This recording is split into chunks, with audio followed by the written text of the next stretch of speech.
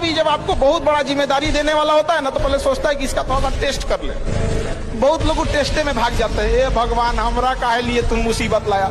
चीजों से घबराना नहीं चाहिए किसी को। जिसके जिसके जीवन में कठिनाई आ रही है, आप समझिए कि आप एक सही रास्ते पे जा रहे हैं, क्योंकि वही रास्ता सफलता का है। और अगर आपके जीवन में कठिनाई नहीं आ रही है, आप गलत रास्ते पे हैं, क्योंकि सफलता का रास्ता बहुत कठिन होता है।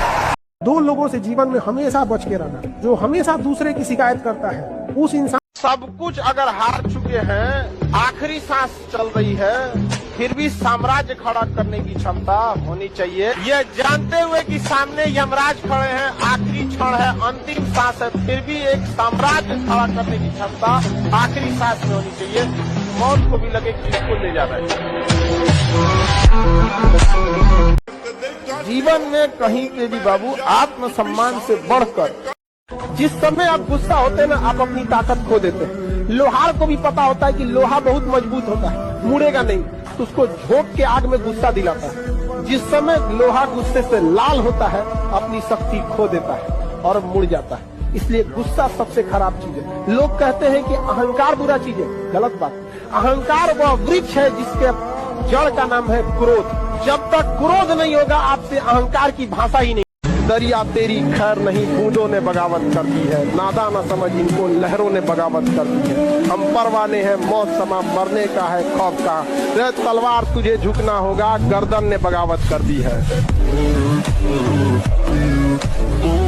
जब बारिश होता है ना, बारिश, तो बाज कहता है कि हमको भिगाएगा, हमको उड़ना चालू करता है और बादलों को चीर के बादल के ऊपर चला जाता है।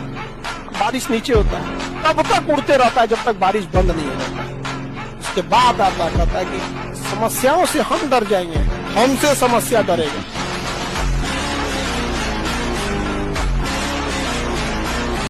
कामयाब जितना हो जाइए, एकदम शालीनता से रहिए कि आपके बगल वाले आदमी को जब पता चले तो दंग रह जाए, अरे बाप रे बाप, उसको तो हम अंडर एस्टिमेट कर रहे थे।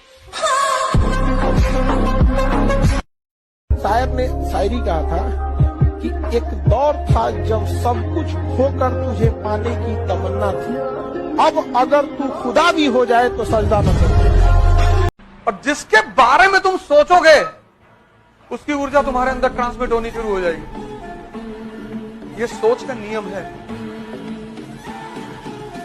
देखो, जब तुम भगत सिंह के बारे में सोचते हो तो शरीर अपने आप गर्म होने लगता है।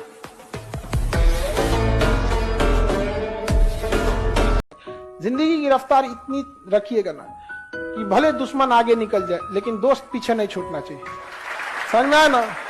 क्योंकि दुश्मन अगर आगे निकल भी गया ना, दोस्त के लिए हम रुकेंगे, उसका हाथ थाम लेंगे ना, तो फिर इसी से न पूछेंगे कितना गया है आगे। नहीं समझ आया? फिर तो उनको देखिए लेंगे। दोस्त नहीं छूटना चाहिए। इसीलिए कहा जाता है जीवन में किसी के ऊपर 100% भरोसा मत कीजिए, क्योंकि अपना ही दांत कभी कभी जीत को काट देता है।